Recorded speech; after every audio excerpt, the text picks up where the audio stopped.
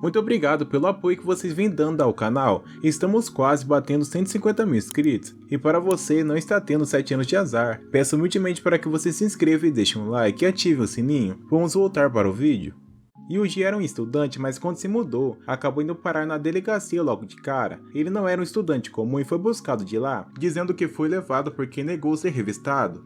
Ele chega declarando no Instituto Mihama com a diretora, Tachibana Shizuru. Aquele lugar era muito estranho, pois mesmo sendo dia de aula, estava tudo vazio. A diretora diz que, contando com ele, só haviam 6 estudantes, e que era uma escola normal, pois ele havia pedido por isso, mas com seu histórico, essa era a única escola que atende ao seu pedido. Os dormitórios eram bem gestosos, e ele conhece também uma aluna do primeiro ano, Komine. Ele deveria assumir a função do chefe do dormitório, e estava tentando se acostumar com a vida de estudante normal. Ele acordava sempre no mesmo horário e fazia sempre a mesma rotina, pois aprendeu com sua mestra a ser bem disciplinado, mas na hora das aulas acaba vendo uma cena peculiar, conhecendo novas colegas, a Mané e Makina, mas essa não foi a única situação que o fez conhecer suas colegas, mas uma aluna estava fazendo algo estranho, dessa vez falando sozinha como se estivesse ensaiando algo. Michiru era praticamente um tsundere, se mostrando bem envergonhada quando ele a chamou disso, que ainda ficou em cima com várias perguntas e acusando de tsundere para chamar a atenção de garotos. Ainda disse que seu cabelo pintado era bem estranho,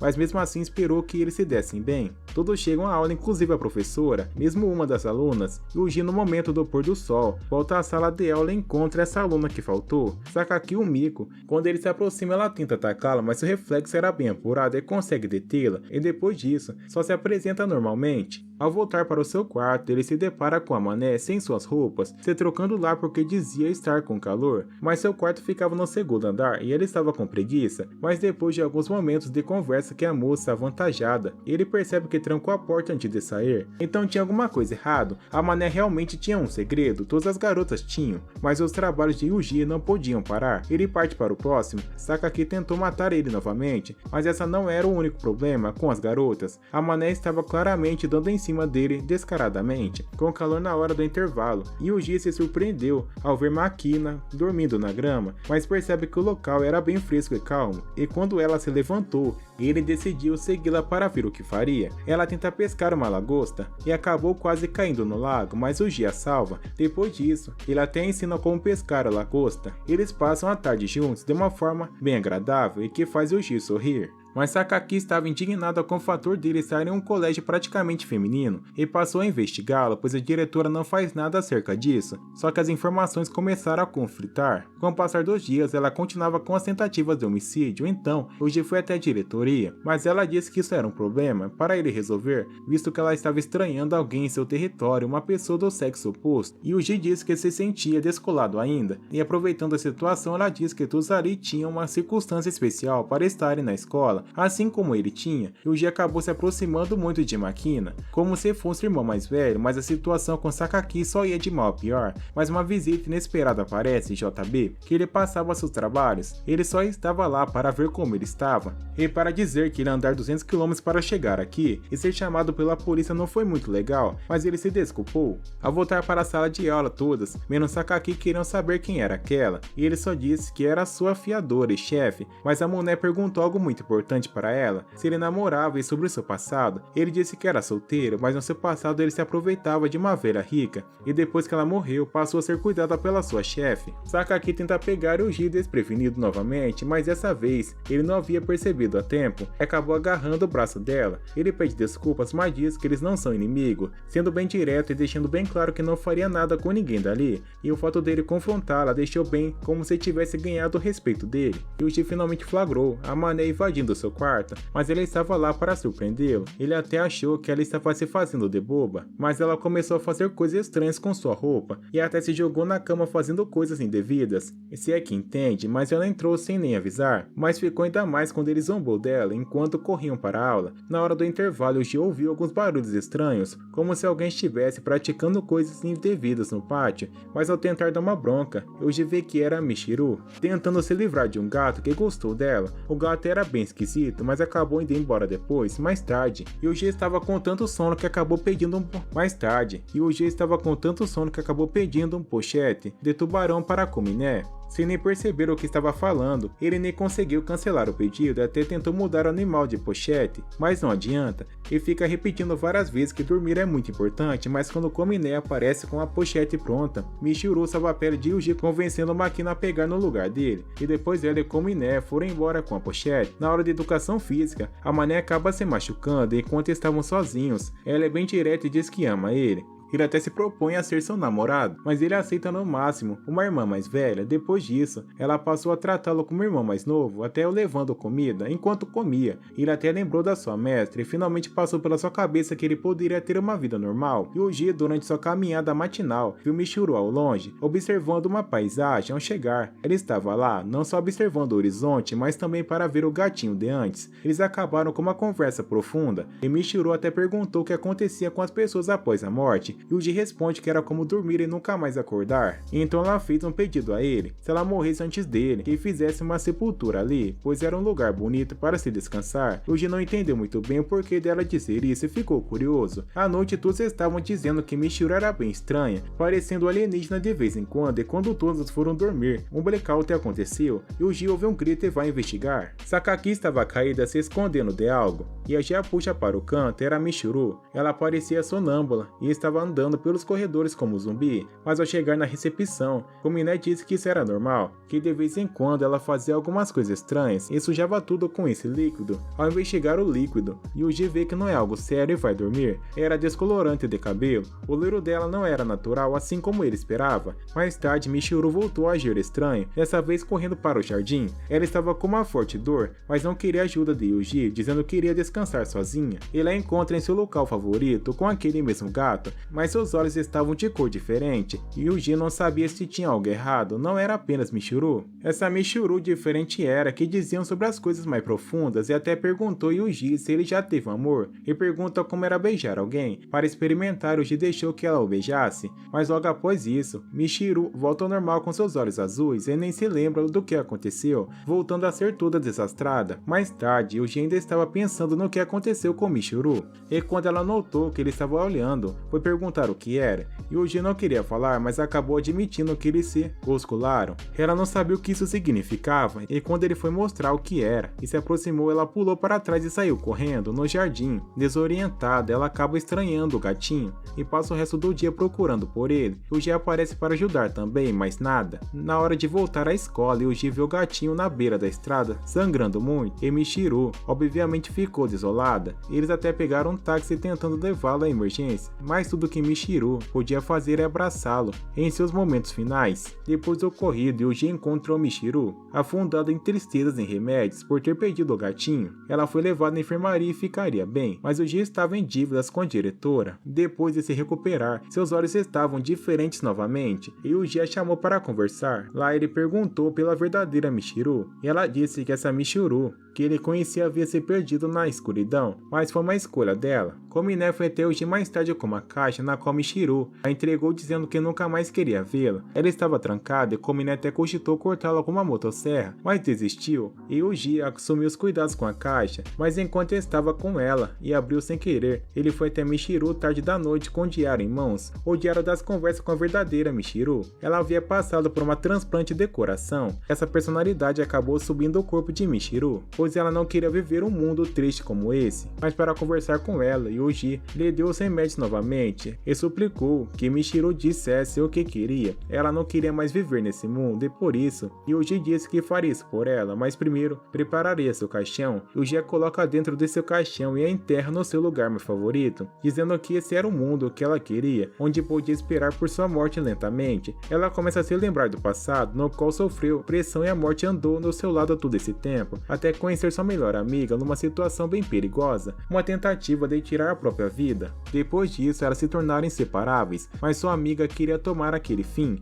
Nesse mesmo momento, Michiru teve um infarto e para salvar a sua vida, o coração de sua amiga foi transplantado para ela. Durante sua recuperação, ela assumiu essa personalidade que agrada as pessoas ao redor e suprime seus sentimentos, mas Yuji a fez perceber que ela tinha de confrontar seu passado. Não eram mais elas duas e ela tinha que seguir em frente, e até seu gatinho estava lá para se despedir. Ela consegue se libertar do caixão e queria muito ver o pessoal que iria viver. Yuji estava lá. Ele ficou 3 dias esperando ela retornar, pois sabia que ela queria viver. Michiru e sua amiga ajeitaram seus sentimentos e suas vidas ao lado de Yuji, e acabou Michiru poderia finalmente viver sua vida, seguindo em frente. Sakaki sempre foi maltratada e mal falada, tudo pelo fruto de sua traição. Sakaki estava preocupando seu pai por ser uma condição mental, e JB foi contratado junto de Yuki para tentar fazer Sakaki obedecer às ordens por meio do medo, mas JB não estava muito de acordo e tinha outra ideia. Yuji esteve sempre próximo de Sakaki desde então, pois a ordem de JB era como se fosse o guarda-costas dela, pois era herdeira do grupo Ferreo e muitas pessoas iam atrás dela. Isso se aprovou verdade quando, durante uma tarde chuvosa, 3 homens vieram atrás dela. Yuji estava achando que eles não viriam, mas não os temeu. Obviamente eles pediram para que ele caísse fora dali, e um deles pôs a mão no ombro de Yuji, que contra-atacou torcendo seu braço e jogando no chão, dizendo que mudou de ideia. O próximo veio com diversos socos, mas Yuji esquivou de todos eles e o derrubou com uma rasteira, seguido por um forte chute, e o terceiro levou uma cabeçada e caiu inconsciente, assim como os outros. Yuji escondeu Sakaki, mas ela desabou as lágrimas enquanto o abraçava. A vida dela sempre foi uma tragédia. O seu pai queria um menino para herdar o grupo Ferreo, mas depois que ela nasceu uma garota, sua mãe foi mal falada e ficou doente física e mentalmente. Sakaki passou todos os dias visitando ela, mesmo que fosse julgada por isso, mas a gota d'água foi quando sua própria mãe disse que as coisas seriam diferentes se ela fosse homem. Depois disso, sua mãe tirou sua própria vida, e a morte do seu irmão mais novo, que seria o herdeiro, sua vida ficou ainda pior. Assim, seu próprio pai criou o Instituto Mihama para que ela ficasse lá. Depois disso, o pai de Sakaki disse que isso não era o combinado. Ele disse para a diretora tirar ela do colégio, pois ela seria transferida ou a escola seria fechada. Obviamente, Sakaki fica indignada ao saber que Yuji seria expulso se ela não obedecesse seu pai. Ela só sai da sala e todas se deparam com sua raiva. A diretora e suas colegas tentam conversar com ela, mas ela se tranca no quarto e liga para alguém. Yuji também estava trancado em seu quarto, mas quando o pai de Sakaki chegou para buscá-la, Yuji foi confrontá-lo, mas não só ele. Enquanto o pai de Sakaki falava coisas maldosas, todas as outras garotas se manteram na discussão, deixando o dono do lugar bem bravo, ao ponto de mandar seus homens atrás dela, mas ela os confrontou com uma pistola. Kominé percebeu que Michiru e Sakaki estavam mais alegres e palermas, provavelmente por obra de Yuji. Kominé passou a observar Yuji, percebendo que até mesmo a Mané e Makina estavam mudadas, mas ela tinha que se deixar mudar para melhorar também, mesmo que com dúvidas, por conta de sua personalidade de fazer tudo para todo mundo. Ela acabou levando o desafio para Makina ao pé da letra e acabou ficando doente. É quando ficou sozinho com Yuji enquanto repousava, disse o nome dele durante o sono. Ela havia se recuperado e era dia da revisão para as provas, mas mesmo assim, Yuji havia faltado. Ele estava andando por lugares conhecidos e acabou lembrando de sua infância e como ele estava em suas memórias. Porém, como Michiru sempre falava bobagens, ela pediu para que Kominé se livrasse da prova. Ela levou isso bem a sério, se trancando no quarto o dia todo para resolver isso, mas quando Yuji chegou, disse que iria cuidar disso assim como fez com todas elas. Ela estava fissurada em ser boa garota e durante todas as noites até a véspera da prova. Na madrugada antes do dia da prova, ela colocou inúmeras bombas por toda a escola, inclusive na sala de aula. Contudo, todas as suas colegas apareceram na sala, dizendo que Yuji as mandou lá. No desespero, Kominé acaba adiantando o relógio das bombas ao invés de cancelar, e tenta tirar todas elas dali, mas não consegue. Quando as bombas chegam a zero ao contador, nada acontece. Yuji aparece na sala dizendo que queria ter uma conversa a sós com Kominé, e quando todas saem, ele diz que programou todas as bombas para que cancelassem quando chegassem a zero. Mas ele percebeu que dessa vez exagerou de vez com Kominé, molhando as calças. Yuji disse que se lembrou de sua infância com ela e quis esclarecimentos sobre o passado. Kominé havia abandonado sua antiga vida. Logo depois, Yuji desapareceu. Ela usava Yuji como suporte emocional. Yuji disse que sua mestra sempre falava que o egoísmo de alguns poderia trazer a felicidade de outros. Kominé naquela época ajudou Yuji a superar alguns problemas familiares, por isso ela não deveria se culpar, porque até aqui ela havia sido uma boa garota. Depois da reconciliação, Yuji detona todas as bombas para acabar com as evidências e fez um show de fogos de artifício para disfarçar. Depois de tudo estar resolvido, Yuji levou Kominé para rever sua casa, onde ainda haviam as coisas do seu aniversário de 10 anos. O dia que o acidente ocorreu, ela se emocionou. Depois desse dia, ela passou a visitar sua mãe, que estava em coma desde o acidente, mas estava dando sinais de recuperação. E quando aos dois amigos eles continuaram unidos, de um dia para o outro, Yuji passou do irmão mais velho para papai de Makina. Todas as garotas achavam isso maluquice, é claro, inclusive JB, mas tinha um motivo. Makina tentou comprá-lo com todo o dinheiro que ela tinha para toda a vida, mas ele decidiu cuidar dela, pois havia algo de errado. JB disse que a família dela era bem influente na política e que seu pai trabalhou para o Ministério da Defesa e foi declarado morto no papel. Obviamente, Yuji pediu por informações, mesmo sendo confidenciais, e ficou devendo essa a JB. As líderes da família Iruzu eram a mãe e a avó de Makina, que se aproveitaram da influência de seu pai para aplicar um grande golpe de corrupção. E quando o pai dela percebeu no qual havia se envolveu em um acidente. Esse acidente ocorreu quando Makina foi sequestrada e depois disso, ela passou a ter diversos problemas mentais. As férias de verão começaram, mas Makina não iria brincar o tempo todo, e sem seguir a agenda rigorosa de Yuji, ele passou a treiná-la assim como sua mestra o treinou, fazendo aulas de luta e até mesmo tiro. Mas um dia quente e chato, Yuji disse que iriam visitar o túmulo de sua mestra, e Makina ficou empolgada para ir junto. O caminho foi longo, mas aproveitando, ele explicou que sua mestra, Zako, foi uma mãe para ele. Ela o salvou de um vilão-chefe de Covil quando era criança, e o treinou para ser forte o suficiente para viver nesse mundo terrível. Ele voltou à casa em que cresceu com ela e explicou que, se não fosse por Asako, ele com certeza estaria morto, mas ele não conseguiu pagar sua dívida com ela antes de partir. Mas ele estava lá para dizer algumas palavras no seu túmulo e apresenta sua filha, Makina. Mas é claro que Yuji tinha algo planejado com JB, contudo, no dia seguinte, Makina avisou sua irmã que assumiu seu lugar na família, Sarina, mas uma bomba explodiu o carro dela. Makina ficou bem, mas de repouso. Aparentemente o atentado foi contra sua irmã, ela só estava lá por coincidência. Yuji aceitou ser o pai dela e por isso cuidaram dela. Porém, no meio da noite ele foi chamado para comparecer no quartel-general de JB. Ao chegar, Yuji até foi assediado pela secretária, mas quando foram direto ao ponto, JB mostrou uma missão de assassinato. Ele não poderia matar ninguém no estado atual, e JB sabia disso, mas o alvo do assassinato era Makina. Makina finalmente se lembrou que a pessoa que armou o sequestro e que matou seu pai foi sua própria mãe, a líder da família Irizu. Yuji agora era um fugitivo, pois tinha se voltado contra a agência, mas quando soube que o próximo alvo era a Makina, ele aceitou o trabalho, mas na verdade havia fugido com ela e se escondido. 20 horas antes do ocorrido, Makina e Yuji saíram da escola e foram rumo à esconderijo. O JB encontrou Yuji no caminho.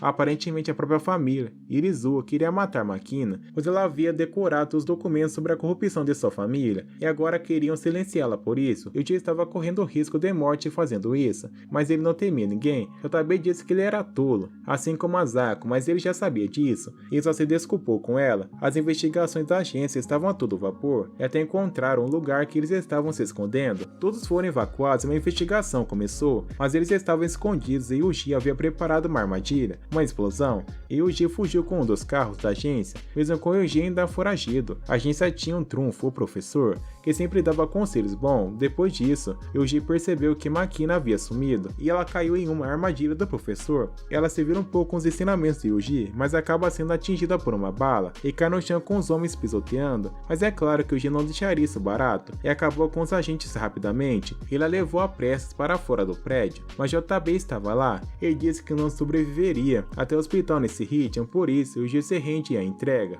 Ela ficou bem no hospital, mas ainda estava em recuperação. Sua mãe estava pensando seriamente em usar seus órgãos para salvar a outra filha, até colocou segurança pesada no hospital, mas Yuji foi pessoalmente infiltrado na empresa Irizu e matou o líder da família sem nem ouvir o que ela tinha a dizer. No fim, os arquivos de Yuji foram apagados da agência e JB fez o outro favor para ele, garantindo que ele pudesse retornar em segurança junto a Makina. Yuji estava retornando em uma missão junto de JB e o deixou na escola, mas é claro que ele tinha de fazer uma graça. Ele deu um beijinho de boa noite. Kominé estava na entrada e viu tudo, mas Yuji a liberou. A Mané estava no quarto de Yuji quando ele retornou, cuidando de tudo para ele, até preparando um banho. Yuji não estava tão convencido com essa história de amor à primeira vista, e sabia que a Mané tinha outras intenções, só não sabia quais, e mandou para a Mané fotos mostrando JB o beijando na bochecha. A Mané assumiu isso, era para ela ficar com ciúmes, e disse que isso só os aproximaria. Contudo, Yuji finalmente confrontou e dando um beijo pela primeira vez, e dizendo se ela aceitasse as condições, seria sua namorada. Ele só queria aquecer, quando ele sumisse ou morresse, e ela não chorasse por ele e esquecesse dele por um ano. Ela aceitou,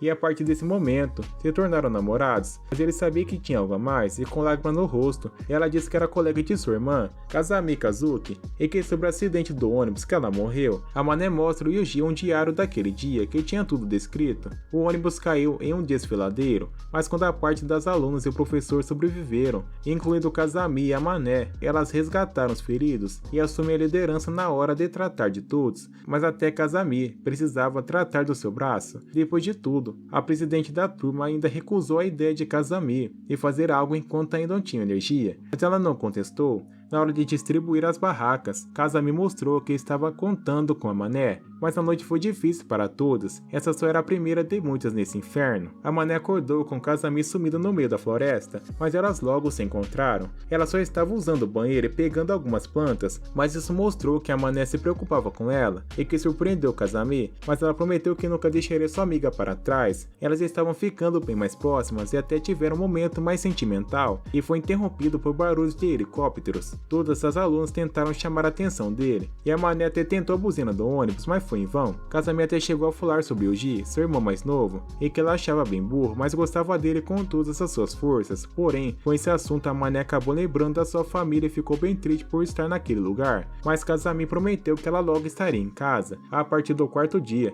as coisas começaram a ficar feias, e nesses momentos difíceis, Kazami se mostrou muito mais útil do que a própria presidente. O professor pretendia sair para procurar uma saída, foi isso que Kazami disse, e a Mané fica preocupada, mas Kazami disse que a protegeria pois a amava. No nono dia, o professor partiu para procurar uma saída daquele lugar, porém, o dia se passaram e ele não voltou. As garotas estavam ficando com danos por falta de vitamina, e as feridas só pioraram. Mas o pior foi quando o pequeno cachorro morreu e todas, mesmo que relutantes e devastadoras, tiveram que comer a sua carne, pois aquilo estenderia um pouco seus tempos de vida. A partir do dia 13, as coisas realmente estavam indo rumo ao inferno, mas Kazami ainda não havia perdido as esperanças na vida. No dia 14, o professor retornou quase louco e morto de fome, fracassando em sua missão. Depois disso, diversos alunos morreram, e o professor sempre as levava para enterrá-la. Mas a Mané não estava mais com pena da morte. O professor capturou o animal nos dias que seguiram, e todos comeram a carne, menos Kazami e a Mané, pois Kazami sabia que tinha algo de errado com a carne. E uma noite que o professor e a presidente foram sozinhos até a floresta, Kazami sugeriu que ela e a Mané fugissem, e elas aproveitaram a oportunidade. Kazami iria lhe mostrar a verdade agora. A presidente e o professor estavam tendo uma relação muito mais próxima do que deveriam, mas a pior parte, eles estavam se alimentando da carne de humanos. Elas são escutadas e o professor corre atrás delas, mas Kazami conseguiu derrubá-lo.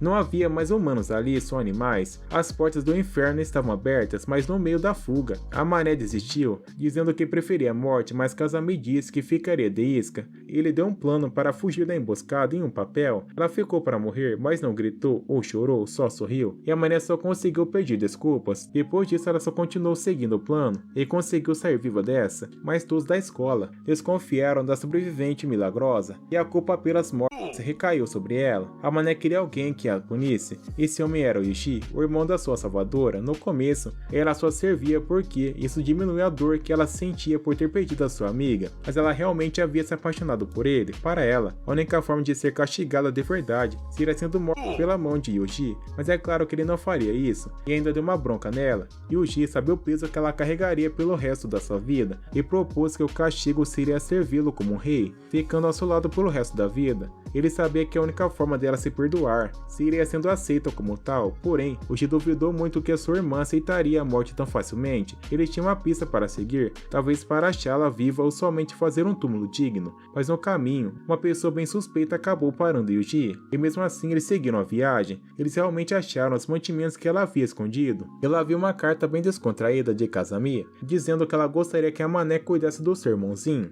A Mané se desculpou com todas as suas colegas, dizendo que deveria seguir em frente, mas Yuji percebeu um nome familiar, Sakashi. Logo depois de voltarem, eles receberam uma ligação dos celulares da garota da escola, e era esse tal de Sakashi Takeshi, o pai de uma garota morta no acidente, que disse que estava lá para vingar as famílias abandonadas. Uma hora atrás estava tudo tranquilo no Instituto Mikama, até a chegada de Kasashita. Ele estava fazendo de refém para que a Mané voltasse o mais rápido possível, mas é claro que Yuji estava preparado. Yuji pediu apoio à agência e JB preparou um pelotão para lidar com Kasashita, mas Yuji cuidaria de tudo como seu sniper, mesmo com uma distância enorme, e atraria o sequestrador para o melhor local com uma estratégia. Com o código Morse, Yuji dá instruções para a máquina, que finge precisar ir ao banheiro, mas Michiru vai junto, pois realmente queria ir. A instrução era quebrar o urinol do banheiro, mas Michiru fez isso rapidamente, batendo de cabeça nele. Sakashita estava ficando impaciente por isso, e Yuji disse que ela deveria entrar no local e fazer ele beber bastante água. O plano funcionou, mas Sakashita não estava satisfeito. Ele estava ali para vigiar sua filha, que foi sacrificada para que a mané continuasse viva e feliz. Ele gostaria de matá-la, mas ele vai no urinol antes de fazer qualquer coisa. E quando entra no campo de fogo de Yuji, ele é acertado em meio do ombro. A mané rapidamente pega a arma e corre para soltar suas amigas. No fim tudo terminou bem. Isso porque Yuji queria salvar seus colegas e suas preciosas amigas.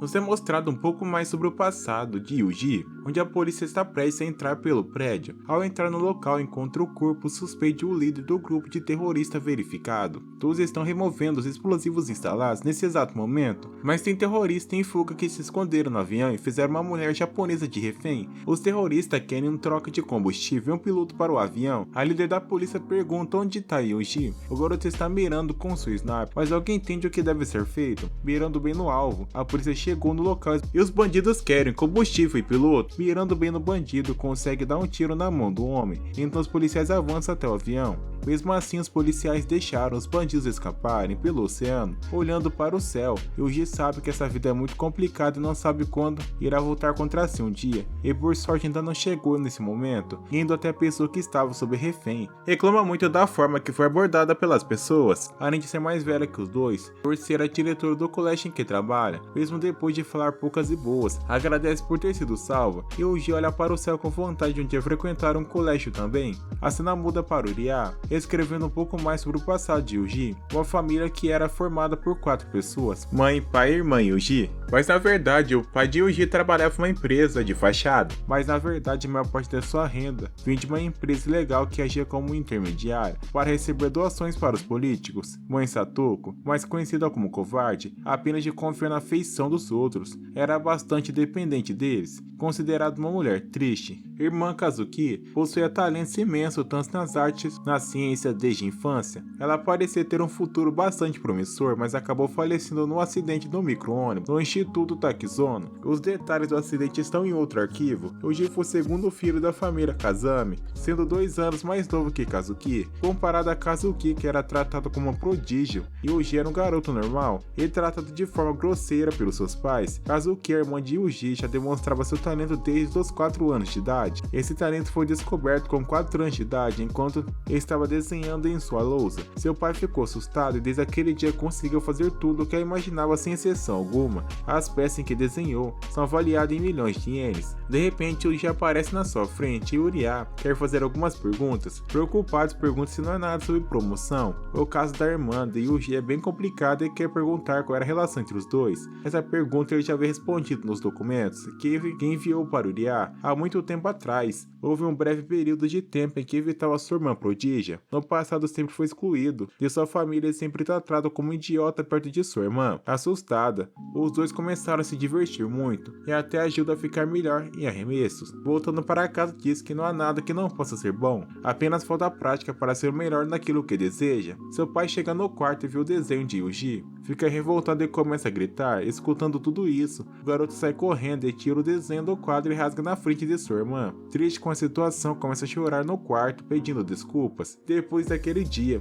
os dois se aproximaram ainda mais até largou o plano de ir até estudar em Paris para ficar mais próximo de seu irmão mais novo e o ajudou com Light Novel para conseguir fazer alguns amigos. Depois de algum tempo, a única fonte de renda que tinha em casa era de sua irmã, já que sua família saía bastante e ficava sempre com o que sobrava. Era cada vez tratado pior. De repente, sua irmã chega em casa e vê o garoto comendo um pão duro e molhando na água. Triste ao ver a situação, começa a desabar e abraçar seu irmão. Nesse mesmo dia, encontrou sua irmã dando um esporro em seu pai, porém, as coisas só pioraram. Seu pai odiava cada vez mais e sua mãe, para não sobrar para ela e tomar a culpa, decidiu evitar Yuji, porém nunca mais esqueceu de comprar os pães do garoto. Depois de algum tempo, conseguiu fazer alguns amigos, porém sua irmã não gostava de Yuji que tinha amigas.